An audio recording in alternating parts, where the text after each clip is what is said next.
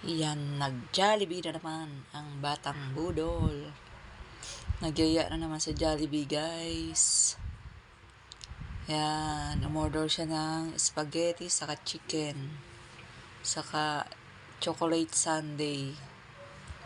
Niloloko pa ka ni Kuya Roman. Kasi yan, sabi niya masakit daw ang kanyang ngipin. Pero sige pa rin ang kakain. Ayan. Nagmamadali kasi sa pagkain. Sabi ko dahan-dahanin. Kasi yung mga bagang niya nga may sira na. Ayaw naman niya magpabunot sa dentista. Yan. Sabi ko dahan-dahanin lang niya ang kanyang pagkain. Kasi siya lang naman kakain nun. Wala nga siyang kaagaw, guys. Kasi si Maldita may lakad. Kaya kaming tatlo lang yung lumaboy ng araw na yan. Kaya nga sabi ko sa kanya, dahan-dahanin mo lang.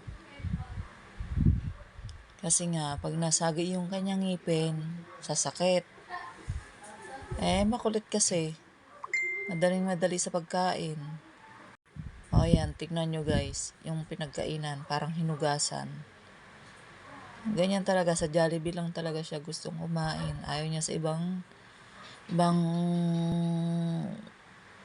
kainan, ibang restaurant. O sa restaurant man dadalhin, ayaw din. Kasi hinahanap chicken saka spaghetti. Ayan, niloko pa nga. Akala ko ba masakit ang ngipin mo?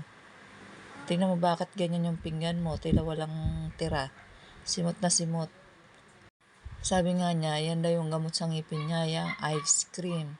Sabi ko, ice ka. Ice cream lang pala yung gamot sa ngipin mo. Ayan, busy-busy. Di ba? Yummy. Ganyan kumain ng ice cream yan, guys. Feel na feel. Sabi ko, dahan-dahanin, baka masagin naman. Ang